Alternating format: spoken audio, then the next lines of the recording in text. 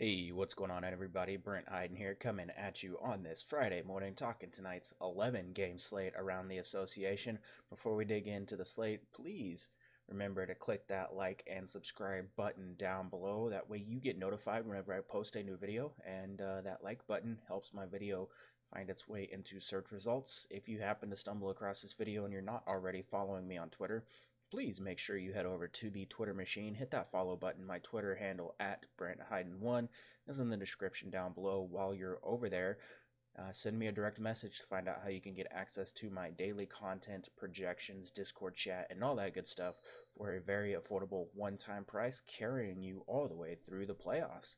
Without further ado, let's dig into the games.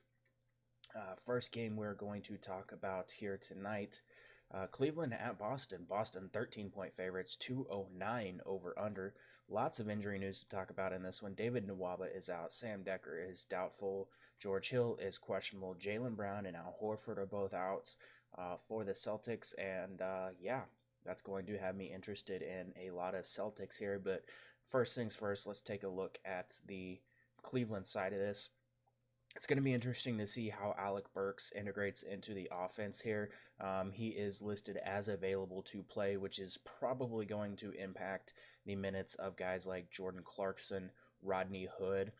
We saw Clarkson play 32 minutes last game against OKC. He had a really solid outing. I would imagine he comes back down into the mid 20s here with Alec Burks inserting into the lineup. It could also take a little bit of a hit to Colin Sexton's minutes, so I would expect maybe he comes down into the mid 30s as well.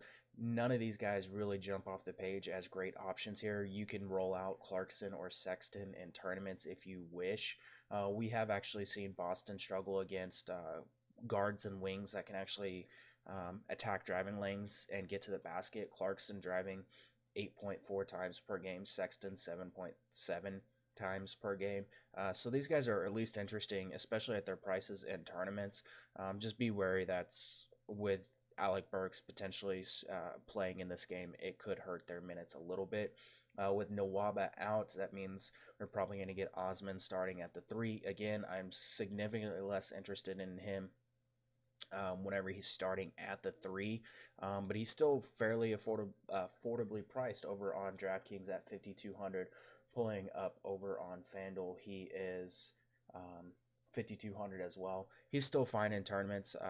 It's still a spot where he could have some success, still play a lot of minutes, and that's definitely appealing here, coming off a really solid outing against OKC. Also, you're looking at Nance probably playing a ton of minutes once again. Really unfortunately played 36 minutes last game. Didn't do a whole lot. He would be fine in tournaments. He is 5,900 over on FanDuel. I'm fine with that, again, in tournaments only. And then Tristan Thompson. This is a spot where I actually have some interest in Tristan Thompson. Boston has kind of struggled at times giving up rebounds to big men, and they are this is a spot where Tristan Thompson could actually have some success. He's 6K on DraftKings, 6,300 on FanDuel. He's fine in cash. Not someone that I have a ton of interest into forcing into my lineups, but he is still someone that you can consider. Looking at the Boston side of things, this is where it definitely gets interesting with Jaylen Brown out. We have Kyrie Irving revenge. Throwing out the Kyrie Irving revenge, I still have a ton of interest in this game. I pulled these numbers before Al Horford was ruled out, but that doesn't really change a ton. Kyrie Irving with Jaylen Brown off the floor, 33.6% usage rate.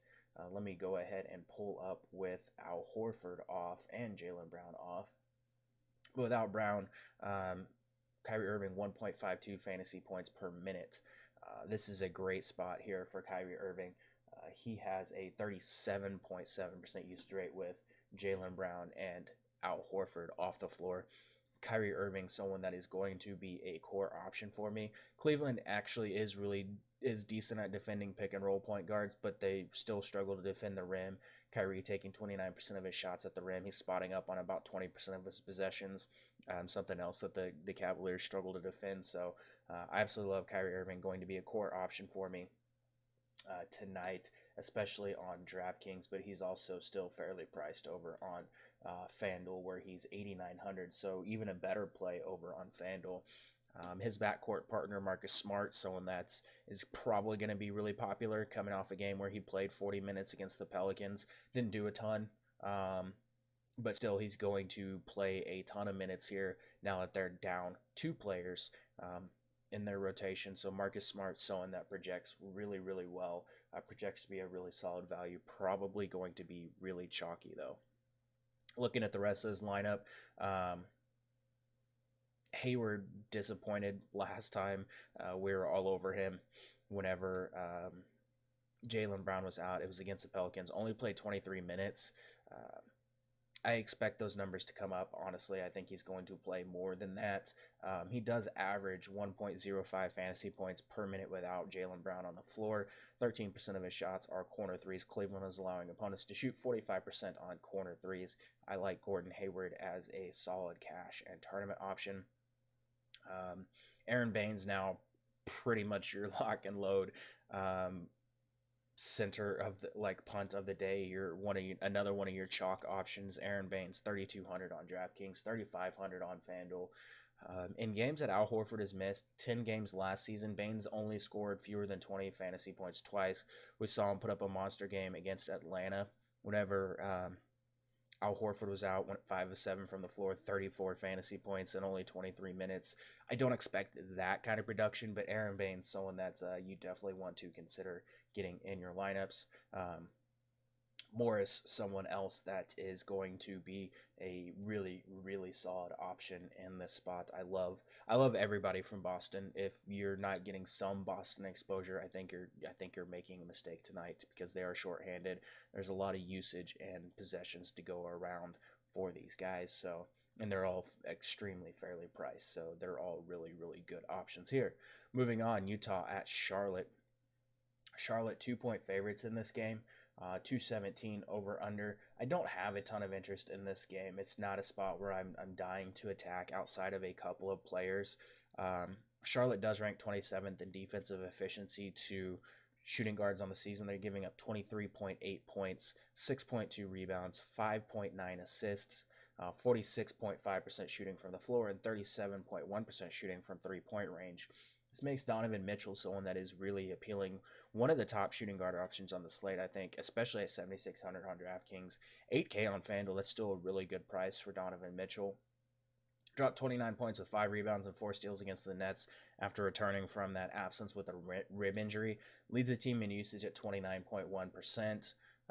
Charlotte allowing 0.92 points per possession to the pick and roll ball handler. Mitchell operating as the pick and roll ball handler about 40% of the time this season.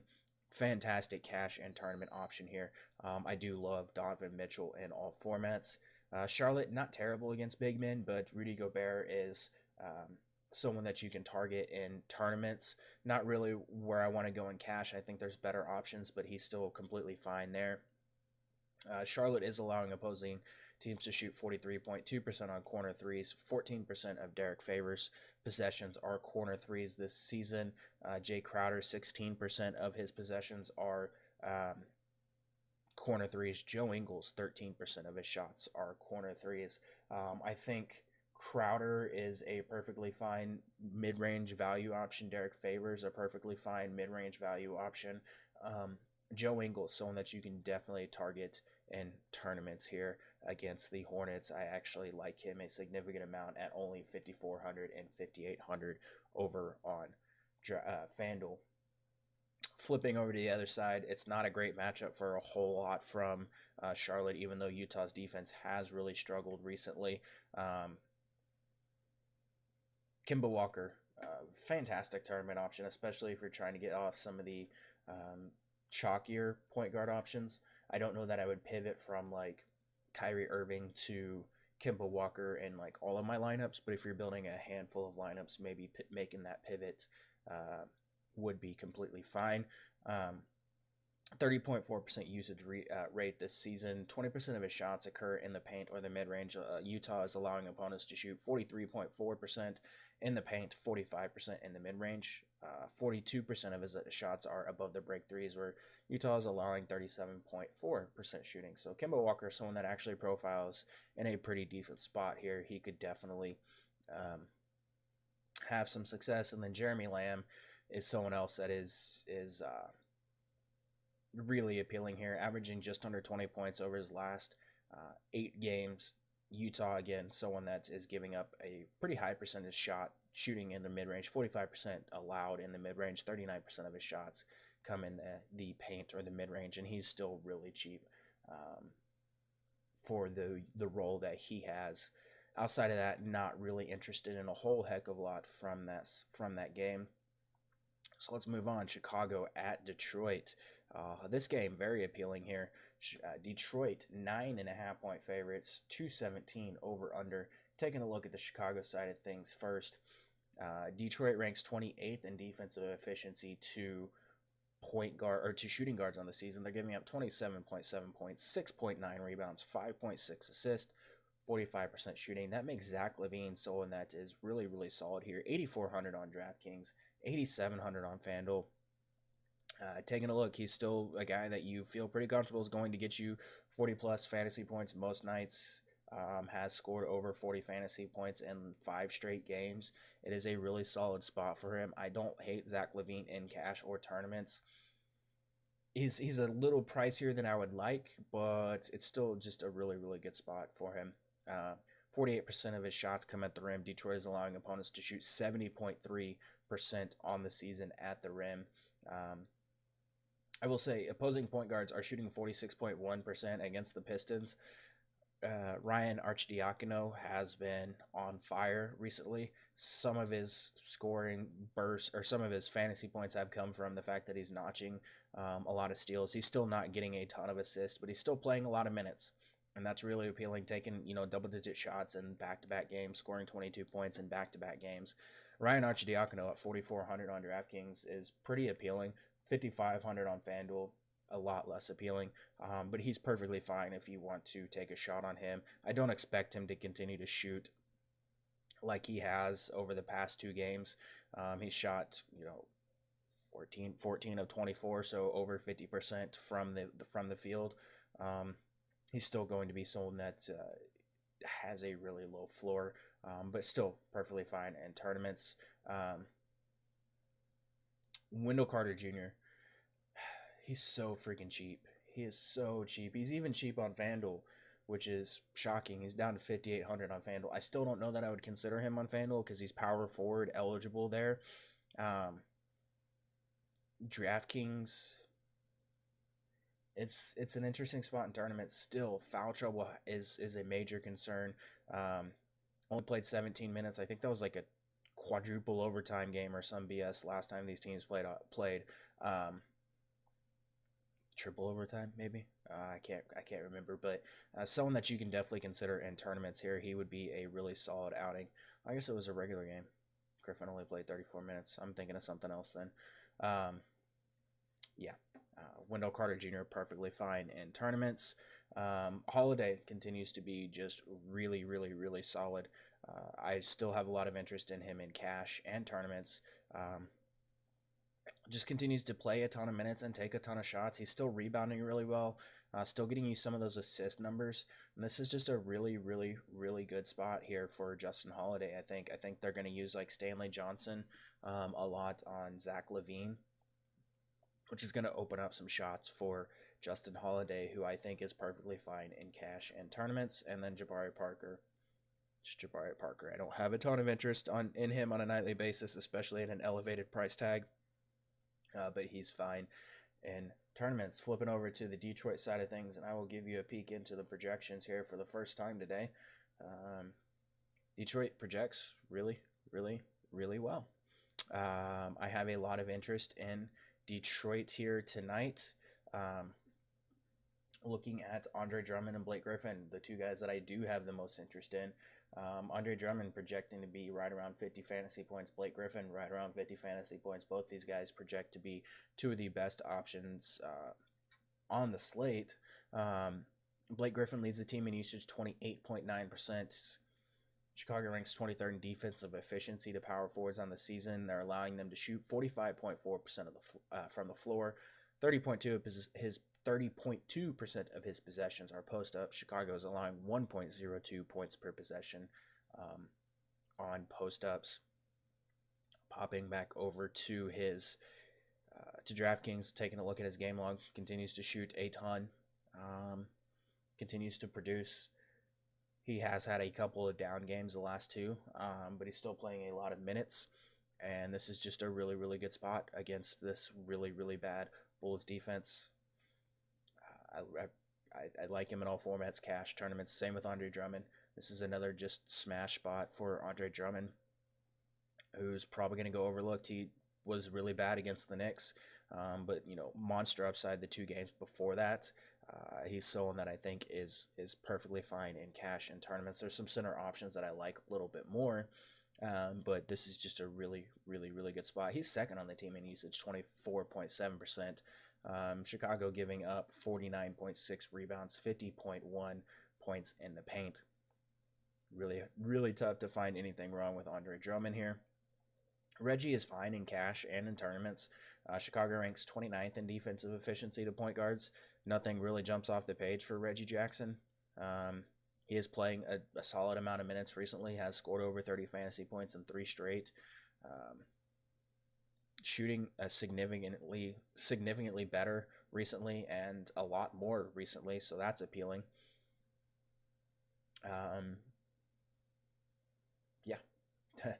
33.9% of Stanley Johnson's possessions are in transition. Another 35.5% come on spot up. Chicago is allowing 1.22 points per possession in transition and 1.06 points per possession on spot ups. Stanley Johnson, someone that I actually have a significant amount of interest in. Looking at him on DraftKings at 4,200, 4,700 on FanDuel, has been really solid since being moved to the bench. Gets inserted in, still playing a decent amount of minutes, doing a lot of defensive things, like he's getting inserted as like a defensive stopper, averaging 11.2 points on 47.1% shooting in 10 games as a reserve. Struggled as a starter with 7.1 points on 35.2% percent shooting in his first 7 starts. So I really like Stanley Johnson in this spot. It's a really underrated spot for Stanley Johnson, who will go overlooked for sure. But moving on, Washington, Philly. This game, I'm sure, will garner a ton of ownership. Looking at the Washington side of things first, I do have a lot of interest in several of these guys. John Wall being one of them. Philly ranks 20th in defensive efficiency to point guards so far this season. They're allowing 25.5 points, 8.5 assists, 5.6 rebounds, and 43% field goal, or 43% shooting to them. John Wall, definitely an interesting option here. Gonna play a lot of minutes, taking 27% of his shots in the mid-range, where Philly is allowing opponents to shoot 44.4%. He's a really solid cash and tournament option tonight. Has topped 20 points in 4 of the last 5 games for Washington. John Wall, someone that is a really solid option coming off a down game, but we know he has upside, assist upside especially, but really good spot here for John Wall, who I expect to be overlooked here tonight. Bradley Beal is fine in tournaments. I think at his price, at that same price, I would rather have Donovan Mitchell, and I would rather have Zach LaVine in cash, but Bradley Beal at 8,200, still a really good spot for him. Over 40 fantasy points in 3 straight games, notched 11 assists against New Orleans last time out. That was really positive to see. So I do like Bradley Beal a decent amount as a way to get some tournament exposure here. The rest of this side, I love Otto Porter. Otto Porter and Markieff Morris, 2 of my favorite options from the Washington side of this game. Taking a look at Otto Porter first.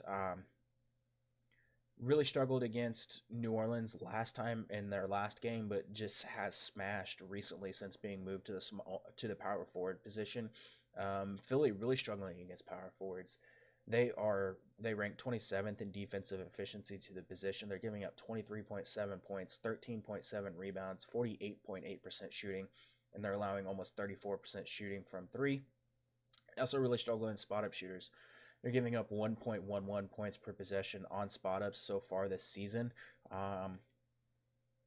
Porter spotting up on 25%, almost 26% of his field goal attempts this season. Otto Porter is still way too cheap for the upside that he has. I like him in cash, and I love him in tournaments here for a guy with plenty of upside. Markieff Morris is spotting up on almost 40% of his possessions. 39% of his shots come in the mid-range. Again, I talked about Philly really struggling to defend in the mid-range. They're allowing opponents to shoot 44.4% in the mid-range. Markieff Morris, someone that has been on fire recently as well, scored 22 points in each of the last 2 games and has reached double digits in 5 straight games. He's been really, really good since coming off the bench, so I really like him. Tonight, Kelly Oubre is perfectly fine in tournaments as well. And then Jeff Green as a value option, especially on FanDuel where you can drop his salary, is appealing. It's worth noting we might get some Jan Mahinmi minutes because of Joel Embiid. Hasn't played a ton. Hasn't actually suited up in the past 2 weeks, but he would be someone that could get some run. I don't have any real interest in him. And Thomas Bryant, still not getting hardly any minutes, so definitely not appealing there. Flipping over to the Philly side of things, they are a team that I have a lot of interest in as well, and that starts with Joel Embiid. Joel Embiid should just have a monster day here. Popping over to the projections once again, Joel Embiid projects for just shy of 60 fantasy points on the spot, just shy of 5.5 times value. Excellent cash game option, excellent tournament option. Joel Embiid fell short, 5 points shy of his 14th 30-10 game against the Knicks. He has 13 games so far this season where he's notched at least 30 points and 10 rebounds. That's just insane. Continues to be a usage monster. Washington giving up 47.5 rebounds, 14.7 second chance points, and 63.6% shooting at the rim. Joel Embiid should just go off here. I absolutely love him in all formats. Cash tournaments, I would love to be able to pay up for him if I absolutely can. Looking at the rest of this team, Simmons is fine in tournaments here. Still projects to be a really solid option. Washington really struggles against ball handlers. They also really struggle to defend the rim, and we know Ben Simmons, someone that we like in matchups where teams struggle to defend the rim. Simmons taking 67% of his shots at the rim this season, so I like him in tournaments. Jimmy Butler, still just a tournament option. Could have some success here, and his price is down, especially on DraftKings, so I don't hate taking a shot on him in tournaments. JJ Redick. I called him like the best cash game play like on the slate pretty much every night that he plays, and he continues to live up to that. Like, never has a ton of upside, but did get 31 fantasy points against the Knicks. Still just taking a ton of shots, a lot of three-pointers, can get you some rebounds and assists, things like that. I love JJ Redick in cash and even in tournaments in this spot. We've seen the Wizards just really struggle against three-point shooters. They're allowing opponents to shoot 38.3% from three. That's a pretty big boost to JJ Redick, who's taking like 6, 7, 8 three-pointers per night. I love JJ Redick pretty much in all formats. Should just have a field day tonight, so he's someone that I will be getting some exposure to. Wilson Chandler, still a really solid value. Still not someone that has a monster ceiling, but at 3,800, playing a lot of minutes. The Knicks game, obviously minutes were down, but he's over 20 fantasy points in 3 of the last 4. This is another spot where I'm okay with Wilson Chandler. 50% of his shots are three-point attempts. Washington, again, allowing 38.3% shooting on three-point attempts. So this is a really good spot for Wilson Chandler. I am fine with him on, especially on DraftKings, but even on FanDuel. So he's someone to consider if you wish. Moving on to Memphis at Brooklyn. Let me pull up the total on this one because I don't have it in front of me. 211.5 over under Memphis. 2-point favorites in this game. Marc Gasol is questionable, and that's going to have a pretty big impact on what we do in this game. Um, if he plays, he's obviously one of the top center options on the slate. He's been just outstanding recently, outstanding all season long. But we know we love centers against Brooklyn. Over 50 fantasy points in 2 of his last 3, playing a ton of minutes, heavily involved in the offense, rebounding really well this season. Marc Gasol looks like he's like 10 years younger out there on the floor. He does not look like he's, on the upper half of his 30s, approaching 40 pretty quickly. Brooklyn just getting destroyed by big men. They're giving up like 65 fantasy points per game to them. So, yeah, it's a great spot for Marc Gasol. If he misses this game, you're gonna want to get some exposure to Jaren Jackson and JaMychal Green. They will soak up the majority of the minutes at the 5. They'll rotate those guys in and out. They'll probably throw some Rob in there as well. Rob hasn't actually gotten any minutes recently. Actually, I don't even remember the last time he played. It's been 12 days since he even played. So that means they've been using other guys at the 5. They've been using JaMychal Green and Jaren Jackson at the 5. Jaren Jackson has some potential for foul trouble, obviously, but he also has a monster ceiling. He averages 1.21 fantasy points per minute with a 23.4% usage rate without Gasol. Against a team where you have a lot of guys taking shots at the rim, you have Dinwiddie taking 32% of his shots at the rim, RHJ taking 56% of his shots at the rim, DeMar Carroll taking 25% of his shots at the rim, Joe Harris 31%, Jarrett Allen 78%. A lot of guys taking shots at the rim. Jaren Jackson Jr. has some block upside for sure, so I really like Jaren Jackson Jr. if Gasol sits. I'm okay with him in tournaments, even if Gasol plays. This is a monster upside spot for him if he can stay out of foul trouble. So Jaren Jackson Jr. is someone to consider, and I mentioned JaMychal Green. He's also someone that you can look at in cash. Even if Gasol plays, he's still playing a decent amount of minutes, still getting you some solid production. But if Gasol sits, JaMychal Green, one of my favorite value options on the slate, would also be a boost to guys like Garrett Temple, Marshawn Brooks, Shelvin Mack. All these guys would pick up a couple extra, not only just minutes, but also some usage and things like that. Garrett Temple actually averages an increase of 9 fantasy points per 36 minutes without Gasol on the floor this season. Mike Conley, really, really solid option regardless of Gasol's status. He's someone that's pretty fairly priced, 8,300 on DraftKings, 8,900 on FanDuel. Don't like him as much on FanDuel, but on DraftKings, it's a really solid spot for Conley, who's basically at or over 40 fantasy points just about every single night, playing just a ton of minutes. Really solid spot for him. But if Gasol sits, 32.7% usage rate, 1.14 fantasy points per minute without Gasol on the floor this season. 37% of his shots come in the mid-range. Brooklyn allowing 46% shooting to opponents on the season in the mid-range.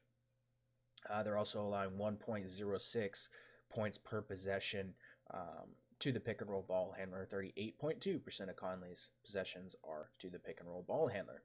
Looking at the Brooklyn side of things, I don't think we have to look at too much here. In the past 8 games without Caris LeVert, D'Angelo Russell averaging 19 points, 4.9 rebounds, 6.4 assists with a 31% usage rate. He's fine in cash, or he's fine in tournaments. I don't have a ton of interest in him.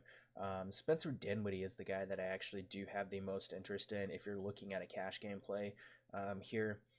25.3% usage rate, averaging 19.5 points on 47.1% shooting, 5.9 assists, and 3 rebounds per game since Caris LeVert went down. Over his last 4 games, he's averaging 21.5 points per game. Rondae Hollis-Jefferson has been playing better since being inserted into the starting lineup, shooting 53% from the floor in 3 starts compared to 39.2% in the 15 games he played off the bench. But none of these guys are at a price where I feel like I need to force any exposure to them. Moving on to a more appealing game, New Orleans at Miami. We are making our way through the slate, almost done here. New Orleans 3-point favorites, 229.5 over under. Taking a look at the New Orleans side of things first, Frank Jackson is doubtful. We know that Elfrid Payton is out. On the Miami side, Tyler Johnson, Goran Dragic, Dion Waiters all out. Justice Winslow is probable. The Heat have dropped 8 of their last 10 games and have given up an average of 120 points in the last 2 games. That's appealing if you're interested in the Pelicans here tonight. Anthony Davis should have absolutely no issues just going off in the spot. It's Anthony Davis. I don't need to tell you that he's fine in cash or tournaments. I really like Jrue Holiday. Shocker. I really like Jrue Holiday here. 33.5% of his possessions are in the pick and roll. Miami allowing 0.91 points per possession in the pick and roll. Opponents shooting 36.3 or 36.6% on above the break three. 26% of Holiday's shots are above the break threes. Jrue Holiday coming in at 8,700 on DraftKings, 8,900 on FanDuel. Really solid play in cash and tournaments.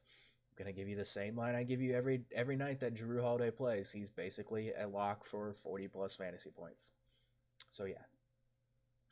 Mirotic and Randall, they're fine in tournaments. Mirotic is borderline cash playable on DraftKings. 37% of his shots are above the break threes. Gets a decent boost again. Miami allowing opponents to shoot almost 37% on above the break threes. Tim Frazier might be someone that garners some ownership tonight. Played 37 minutes against Washington after basically playing like 5 minutes per game every game before that. Some of that might have been Alvin Gentry just lobbing Frazier a revenge start. Miami is really struggling against point guards. They do struggle in the pick and roll. Tim Frazier is someone to consider if he's back in the starting lineup, but I would monitor the news to see if he's back in the starting lineup or not. Did actually look really, really good in that last game. Looking at the Miami side of things, just a couple of notes of them. Josh Richardson, 22.7 points per game over his last 3 games. Bam Adebayo averaging 14 points and 12.7 rebounds over his last 3 games. So 2 guys that are kind of on hot streaks here. We know that Dragic and Johnson are out, so Hassan Whiteside someone to definitely consider here. Averages 1.54 fantasy points per minute with a 24.5% usage rate. With those 2 guys off the floor. Hassan Whiteside is 7,500. Like, I know he's struggled recently, playing a lot less minutes than we would really like, but Hassan Whiteside in tournaments is 7,500. I don't know how you're not looking at Hassan Whiteside in tournaments here. It is a really good spot here for him. It's going to be tough to not look at him. He's 8,100 on FanDuel. It's still a really solid tournament option here. The Pelicans give up 52.3 points in the paint, 18th in defensive efficiency to centers. So I like Hassan Whiteside in tournaments a significant amount. Josh Richardson, 26.6% usage rate with Dragic and Johnson off the floor. It's one of my favorite ways to get exposure to this game in cash.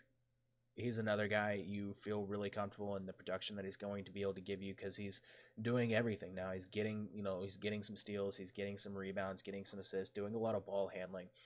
So Josh Richardson, someone that is perfectly fine in all formats. Pelicans are allowing 43.8% shooting on corner threes. Wayne Ellington, 0.78 fantasy points per minute without those 2 guys on the floor. Takes 19% of his shots from the corners. Wayne Ellington, an interesting DraftKings play here. 5,600 on FanDuel. Don't. But Wayne Ellington still playing like 30-plus minutes most nights, taking a lot of shots. It's a pretty solid spot here for Wayne Ellington, so I like him in tournaments. Winslow's fine in cash. Doesn't really excite me too much, but he's someone that you can definitely look at. Just hasn't really been able to put up solid numbers recently, so not someone that I have a ton of interest in. Magruder's fine in all formats, and Dwayne Wade continues to be a guy with a really, really high usage rate, still playing a decent amount of minutes, still taking a lot of shots. I really like Dwayne Wade in cash and tournaments here. I think he has upside at 5,100 on DraftKings and 5,500 on FanDuel. So that you can definitely look at here. Cheaper way to get exposure. And then you could take a shot on Bam Adebayo in tournaments. I think that's perfectly fine. Probably not going to shoot 4-4 from the floor. If he gets 20 minutes here because Whiteside gets in foul trouble or something, I'm fine with Bam Adebayo in tournaments here. Could put up a really solid game if he gets the run. Moving on, OKC and Atlanta. OKC 13-point favorites in this game, 226 over under. Russell Westbrook. It's Russell Westbrook coming off a monster triple-double. Hawks ranked 27th in defensive efficiency to point guards. Russ should go bananas in this spot. He's fine in all formats. If you want to play Russ, play Russ. Like, I don't have to tell you, all these studs are in really good spots. I think Russell obviously in the best spot of them all tonight, assuming this game stays close. Paul George, a little bit expensive, but definitely intriguing in the spot. He's a guy, we know he can get you the steals, and against a team in Atlanta that's turning the ball over a significant amount, I have some interest in Paul George here. Struggled against Cleveland, still taking a lot of shots. Only played 25 minutes, foul trouble in that game. I don't expect that to be an issue tonight. And against this Hawks defense that is just really, really bad, I have a lot of interest in Paul George as like a contrarian way to get exposure here. I don't think people are going to pay $8,600 for Paul George or $9,100 on FanDuel, and that makes him really, really appealing in tournaments. 36% of his shots are above the break threes. Atlanta allowing opponents to shoot 40.3% as above the break threes. Paul George, someone to definitely consider here. I love Jeremy Grant coming off a monster game against Cleveland, still playing a ton of minutes, still getting double-digit field goal attempts. Can get you some blocks, get you some steals against an Atlanta team where a lot of guys are taking shots at the rim.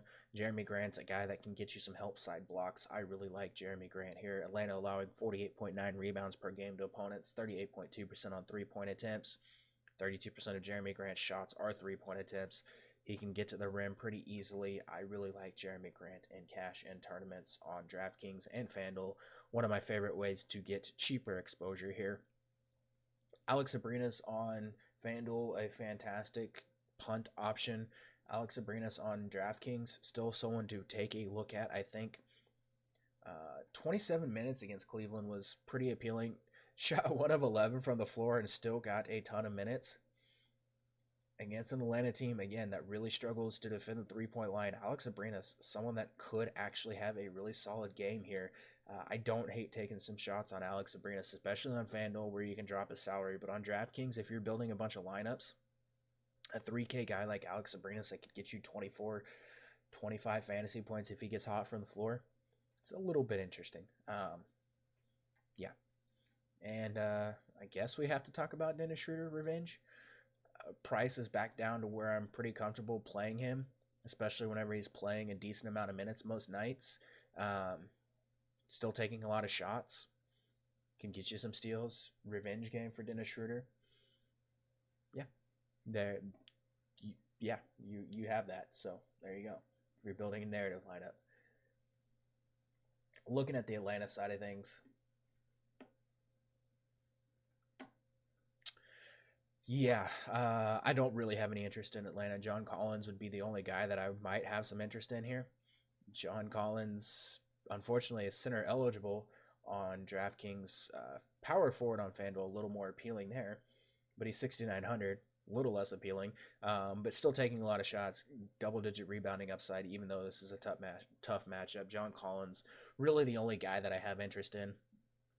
Oklahoma City does struggle to defend in transition and on mid-range shots. Kent Bazemore, DeAndre Bembry, Kevin Huerter, Taurean Prince, guys operating in transition a lot. Kevin Huerter coming off a really solid game in which he got the start. Maybe Kevin Huerter is worth a look on DraftKings and tournaments, but I just don't have any interest in Atlanta when they're playing 13 guys a night. Like, there's just no reason to force it, and especially not in a bad matchup. There's just better places to look tonight. Looking at the next game, we have Houston, San Antonio. San Antonio 1.5 point favorites in this game. This is an interesting spot here for San Antonio and Houston, I guess. Both these teams really struggling recently, and that has me interested in some of these guys here tonight. Injuries, obviously, something we have to pay attention to. Chris Paul is questionable. Gerald Green is questionable. Nene is questionable. Obviously, we know Carmelo, Zucci, and Pau Gasol are out. Houston, on a 4-game losing streak, they've allowed 124 points. And during that losing streak, they got destroyed by Dallas last time out. San Antonio got destroyed by the Timberwolves, and I posted this stat in Discord last night, and this is just hilarious. First of all, they only scored 9 points in the second quarter against the Timberwolves, but their starters combined for just 35 points in that game. Just 35 points from their starters. That's putrid. Yeah, it's laughable. I think they're going to play a little bit better tonight, though. We're still dealing with the looming possibility that Popovich rests somebody, so we need to keep an eye on that. Looking at the Houston side of things first, Chris Paul and Gerald Green going to have a major impact on how we attack this game. It's interesting to note that there's only a 1-point spread on this game, with San Antonio favored by 1. I think Vegas is projecting Chris Paul to sit. I would think with Chris Paul being there that Houston would be favored in this game. If Chris Paul's out, Harden 44.5% usage rate, 1.89 fantasy points per minute. You're just playing James Harden regardless, like especially in cash. If Chris Paul is out, I mean, 37 minutes, 78 fantasy points, 47 minutes against Washington, that was overtime, 89 fantasy points. 44 minutes, 66 fantasy points. James Harden going to play like 40 minutes and score a lot of fantasy points. So James Harden was under-owned, like 50% owned last game, and was like super low owned in the game before that. People are just going to keep overlooking James Harden without Chris Paul. Like, just keep plugging him in and reaping the benefits.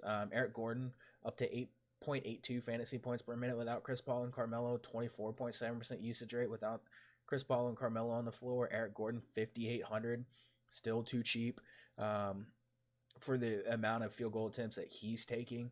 I like Eric Gordon in cash in tournaments if Chris Paul is out. Clint Capella sees his usage and production go up, 1.21 fantasy points per minute and 20.5% usage rate without Chris Paul and Carmelo on the floor. Clint Capella, 7,800, would be someone to get some exposure to. This would be a really, really good spot for him. All these guys are in really, really good spots if Chris Paul plays. All these guys take a pretty big hit, especially at their prices if Chris Paul plays, they all take a pretty big hit. If Chris Paul is out, you have to consider some of these, or even stacking all three if you wish. Yeah, I'll cover the rest of Houston in Discord if need be, but we've been through this already the past few games. Yeah, looking at the San Antonio side, I still have interest in LaMarcus Aldridge. LaMarcus Aldridge, 7,900 on DraftKings, really fairly priced in a spot where he actually feasted earlier this season. Put up 27 points with 10 rebounds against the Rockets last time out. 38% of his shots are at the rim. Houston is allowing 65.8% shooting at the rim this season. I have a lot of interest in LaMarcus Aldridge, and I imagine he will be really low owned. Rudy Gay attempting 24% of his shots at the rim. Really solid option in cash games here. DeMar DeRozan, really solid option in tournaments. Houston is allowing 0.95 points per possession on post-ups. That's another boost to LaMarcus Aldridge, where like 30% of his shots come from. As far as the point guards go, we saw Derek White actually get more run last game. 23 minutes, 24 minutes the last two games. Didn't really do much against the Houston Rockets last time out. Derek White, 29 minutes, had 8 assists, 14 points. for a monster game. Derek White, someone that you can consider punting with on FanDuel. I don't know that I would want to really mess with him on DraftKings. The same with like Patty Mills and Bryn Forbes. Guys that you can look at. No one that you feel really, really comfortable with. Maybe guys that you can look at in like a turbo lineup or something like that. Looking at the next game, Orlando at Phoenix. TJ Warren. Oh, nice. Brandon Knight will be assigned to the NBA G League and will play in rehab assignment tonight for the Rio Grande Valley. Cool. So Brandon Knight almost back here. But looking at Orlando Phoenix, Aaron Gordon is questionable. TJ Warren is questionable. Hopefully we're not doing this dance that we did last time with guys being doubtful and questionable and yeah, whatever. Orlando 1-point favorite, 217.5 over under. Nikola Vucevic, I just don't know how you don't play him tonight. Like, I know there's a lot of really, really good center options. One that's a value play, like one of the best value plays on the night is a center option, but Nikola Vucevic, averaging 24.3 points per game over their teams, over this road trip that Orlando has been on, leads the team in usage, 28.7%. He's just racking up 40-point fantasy point games like they're nothing. Phoenix ranks 28th in defensive efficiency to centers, giving up 25.5 points, 16.4 rebounds, 3.6 assists, 53.4% field goal shooting. Nikola Vucevic, everything lines up for him being a fantastic option here. And popping over to the projections, you can actually see projects right around 50 fantasy points, and that's really, really good. I love Vucevic in cash and tournaments here tonight. Evan Fournier has really struggled on this road trip they're on, shooting 15 of 47 from the floor. He's fine in cash and tournaments. It's obviously a really, really good matchup. Phoenix really struggling at the rim, mid-range, 3-point line. Phoenix just struggling in general. Fournier is fine in tournaments. 30% of DJ Augustine's field goal attempts come at the rim.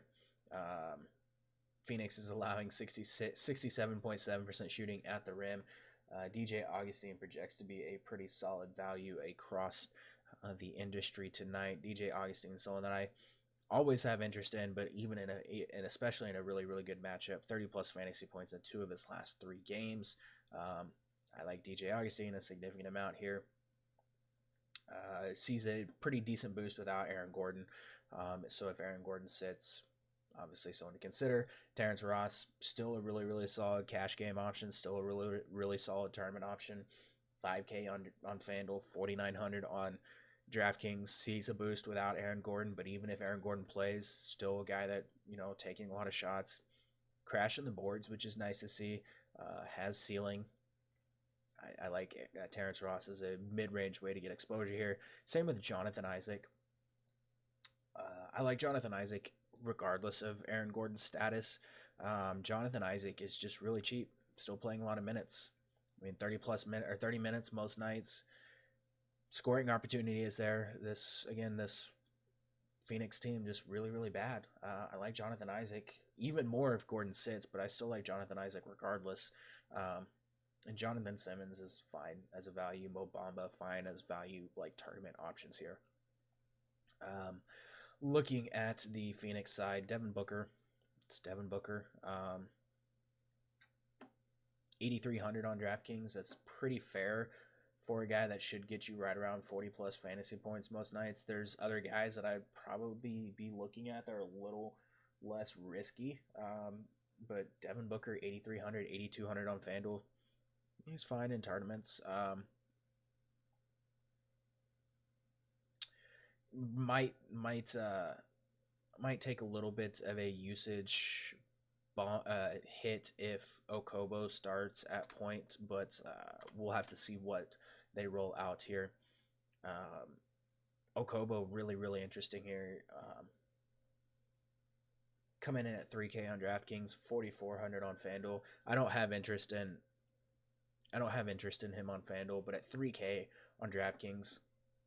Against Orlando team ranks 22nd defensive efficiency. To point guards, they're allowing them to shoot 46.1% from the field, 37.4% from three. Okobo, I expect him to slot right into Isaiah Cannon's minutes. Isaiah Cannon was playing 24 to 26 minutes most nights. We saw Okobo actually play 32 because he played really well. I expect him to eat into some Bridges minutes a little bit too because Bridges has just not been great. Okobo at 3K, I'm expecting him to be really, really chalky. We'll have to wait and see, but I think he's going to be one of the best value plays on DraftKings tonight at just 3K. It's just really hard to get away from a 3K guy that is in a really good matchup and should play a lot of minutes. He can be faded in tournaments, I guess. Looking at TJ Warren, 36% of his shots come in the mid-range. Orlando allowing opponents to shoot 44.6% in the mid-range. Has scored 40 points combined over the last 2 games. TJ Warren, really, really solid option here tonight. Going to play a lot of minutes. Same with Trevor Ariza, should play a decent amount of minutes here. I have interest in both of these guys. TJ Warren, obviously, status unknown at the moment, but a guy that I do like a little bit here. Ayton is fine in GPPs, but there's so many other center options that I don't have a ton of interest in. Ayton potentially getting in foul trouble against Vucevic. And on DraftKings, you can take a shot on Rashawn Holmes in cash and tournaments. Just playing really well. Still playing, 16, 17, 18 minutes. Has upside, though. So Rashawn Holmes, someone to definitely consider as a value punt option tonight. Moving on, Dallas at Lakers. Round in the bin, last 2 games of the night here. Lakers 3.5 point favorites, 222 over under. You're playing LeBron if you want to play LeBron.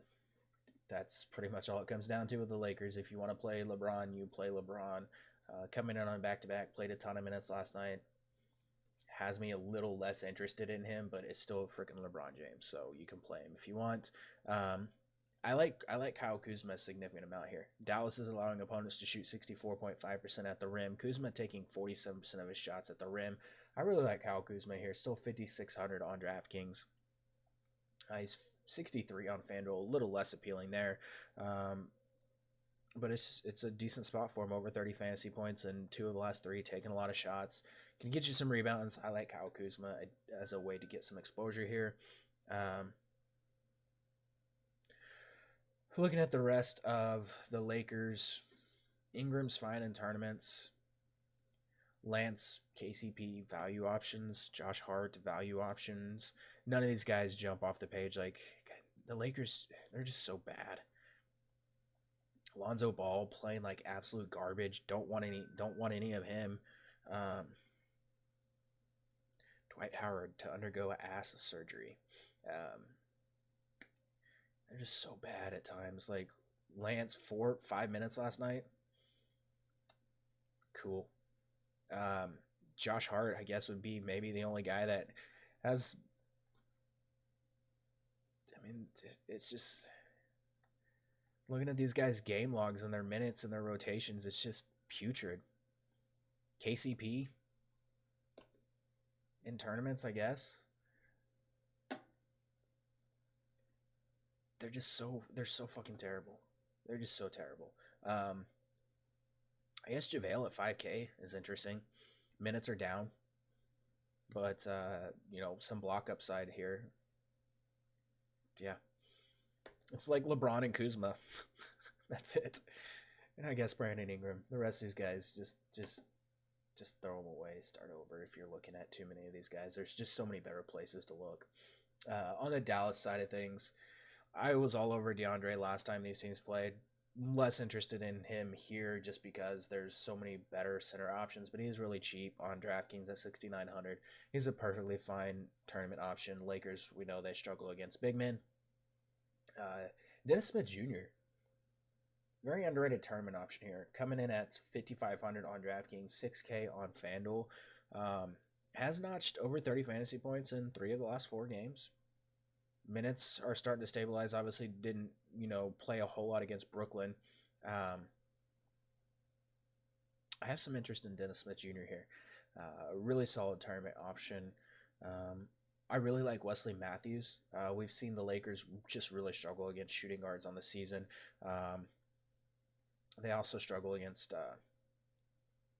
spot up shooters a little bit, isolation a little bit. Wesley Matthews, so that I have a decent amount of interest in it. Just 4,400 on DraftKings, 4,700 on FanDuel. Should be able to put up a really solid game here. Um, Lakers are allowing opponents to shoot 36.3% on above the break threes. 44% of Wesley Matthews' field goal attempts are above the break threes. They've allowed shooting guards to shoot 36.6% from three. Great cash, great tournament option. Luke is fine in all formats. I still not using him at point guard. Fix it, please, DraftKings. For the love of God, fix it and leave it. Just move him to like point guard, small forward, or something, please. Barnes is still perfectly fine in cash. Continues to play a decent amount of minutes. Continues to take a decent amount of shots. I like Harrison Barnes as a great cash option in the spot tonight.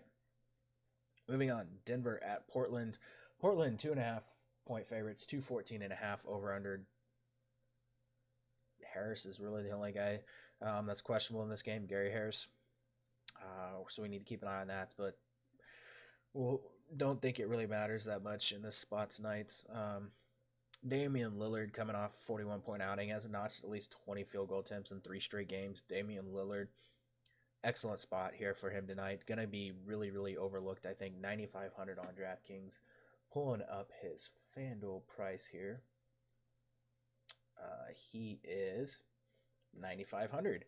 Damian Lillard, someone that I really have a lot of tournament interest in tonight. I'm still looking at Kyrie and a couple other guys in cash, but Damian Lillard, really, really solid tournament option here. No one else really jumps off the page for Portland. Like, Denver's still really, really solid on defense. It is a Nurkic revenge game, so there is that. Has 11 double-doubles on the season. Pulled down 16 points, 13 rebounds against the Magic last time out. Nurkic, someone that you can definitely look at in this spot. Not a ton of interest, but if you're building a revenge lineup, there you go. Aminu is fine in cash. Evan Turner's fine in cash. Neither of those guys really jumps off the page. And CJ McCollum's still just going to be a tournament-only option. This game's just not that appealing at all. I do really like taking centers against Portland. They're kind of an overrated big man defense. They're allowing 0.98 points per possession on post-ups. Jokic posting up on 27.5% of his possessions.